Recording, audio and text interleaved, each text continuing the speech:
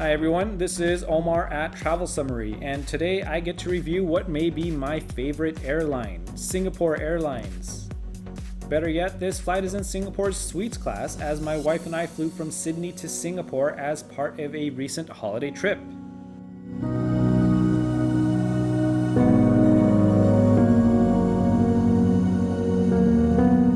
Right from the start, you know it's going to be a great flight when you haven't even made it to the plane before being greeted by a couple of flight attendants. They happily took our luggage and walked us to our seats.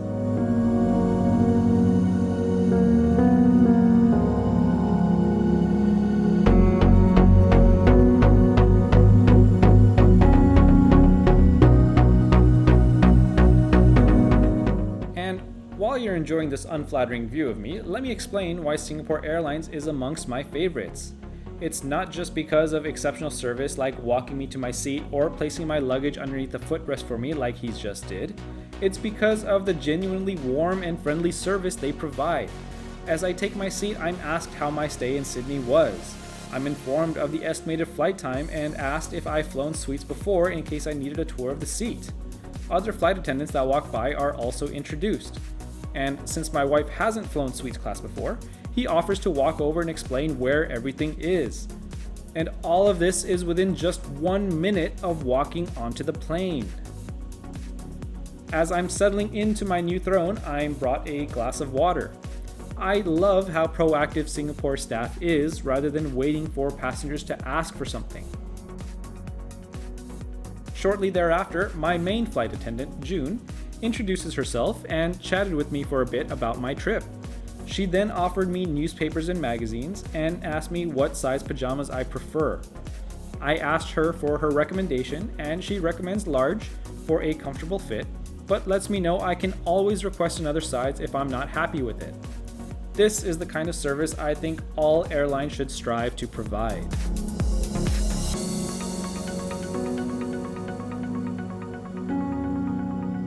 The introductions continue as the in-flight manager, the highest-ranking person of the cabin crew who is designated by her purple uniform, introduces herself. She informs me that the ride might be a bit bumpy due to weather and recommends I keep my seatbelt on if possible, and also gives me the weather forecast for Singapore. And of course, some additional chit-chat. Singapore Airlines staff are by far the most personable in the sky in my humble opinion.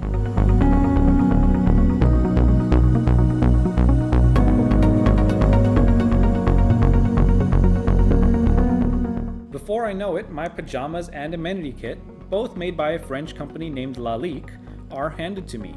And by the way, have you noticed how the flight attendants kneel to speak to me rather than doing so while standing? Just another small service touch so there's no perception of them talking down to me, and so it's easier for me to communicate with them. And it sure doesn't hurt that she actually helps put the slippers on my feet. Just incredible service. At this point, I think it's not unreasonable to assume I really am some kind of royalty. Now that I have a second to breathe, I can show you how the seats are oriented. All seats are wide and well appointed, and the center seats are great for those traveling with a companion. Window seats are perfect for those traveling solo, or those that need a break from said companion. There is plenty of storage, particularly under the footrest, which comfortably fit my international size carry-on and my backpack. My only gripe about this older Suites Class seat is the size of the TV, which is a bit small by today's standards, but not something that would ruin my experience. Other seat controls are intuitive. The in-flight entertainment remote is one you've probably seen before, and there are additional storage bins on each side of the seat. There is also a conveniently located power and USB port. Now that I'm fully settled in, I'm offered the menu. This 7.5-hour flight will have a meal and a snack. She informs me that I can essentially eat anything at any time, but recommends having the meal served immediately after takeoff and the snack just prior to landing given the flight time. She tells me I can have as much time as I need to look over the menu, and my eyes are already focused on something that I literally only eat when flying first class. Oh, and I almost forgot. The service was coming so quickly that I couldn't even capture the hot towel that I had been handed. June must have sensed I was ready to order, as she came by right as I decided on my selections. I opted for a simple 5-course menu, which I imagine is what a regular Tuesday lunch service would be for actual royalty. I was offered a drink prior to the meal, with another to come with the meal service itself. She also left the menu at the seat in case I wanted to take another look later on or change my selections.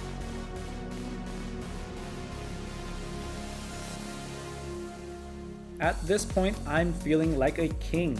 We're in the air, I've got a ramekin of mixed nuts and a Coke Zero on the rocks. I'm watching the movie Annihilation on the in-flight entertainment, and I've just been offered my second hot towel of the flight. Oh, and bonus points to anyone that recognizes what movie my wife is watching over to the left. And as I reach for my Coke Zero and grab a macadamia nut, notice how my pinky finger flares out a little bit. I might be getting a little bit too fancy here.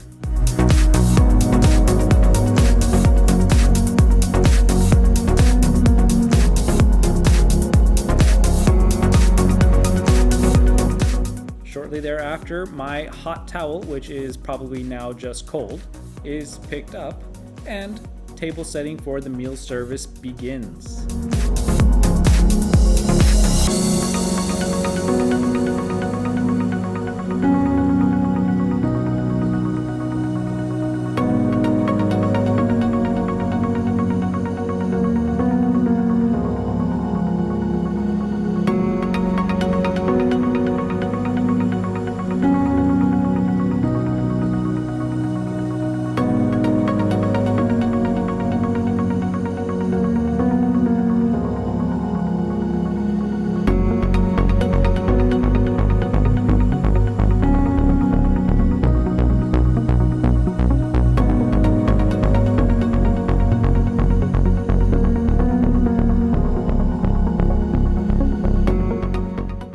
So it begins. I opt for a single roll of French bread, again knowing that I have plenty of food coming my way. If there was a pretzel roll, I may have taken 2 of them. And it's followed by my first course, which, if you haven't guessed yet, is caviar. This is a dish I've only ever had at around 37,000 feet in the air, and was a bit of an acquired taste.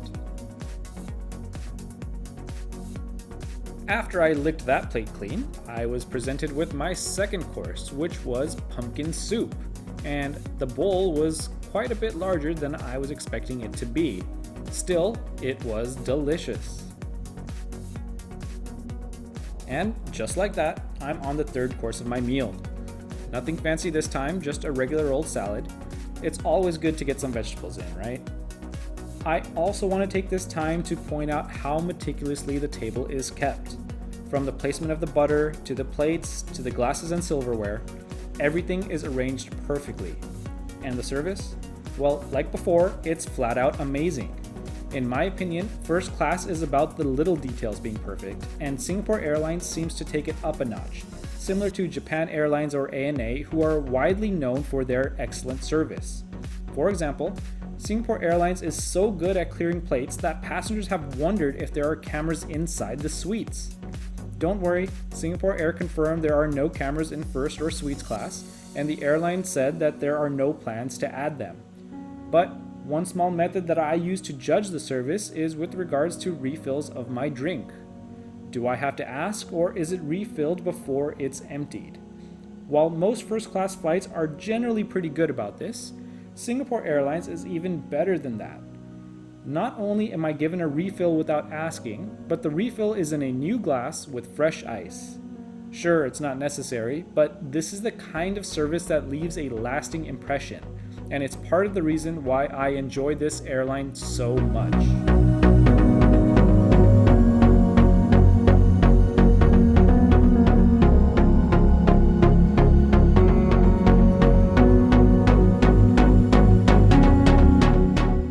Now that the chopsticks are down, I know my main course is near.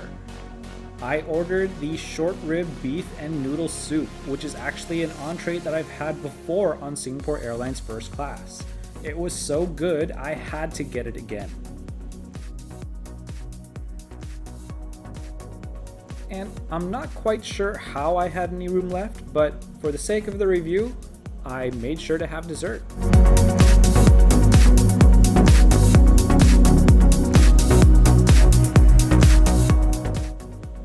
So, what's the only sensible thing to do after eating that much? Well, of course, it's to go right to bed. As the only Suites Class passengers to date, they gladly made our double bed in the seats in front of us. Each side had a water bottle, eye shades, and earplugs, while there were both his and hers teddy bears on the bed. Just don't ask me why my bear is wearing a crop top.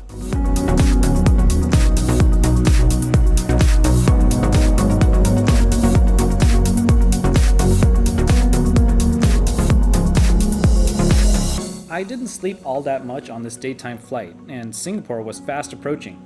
That meant the pre-landing snack was coming, and I opted for the Arabic mezza since it's usually one of my favorites. The snack started just like the meal, with a table setting and drinks.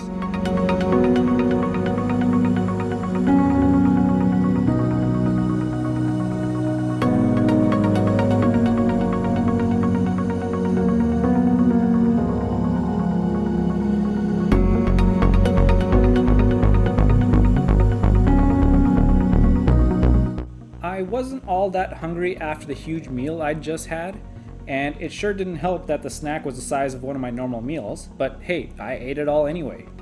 And just like that, the flight came to an end.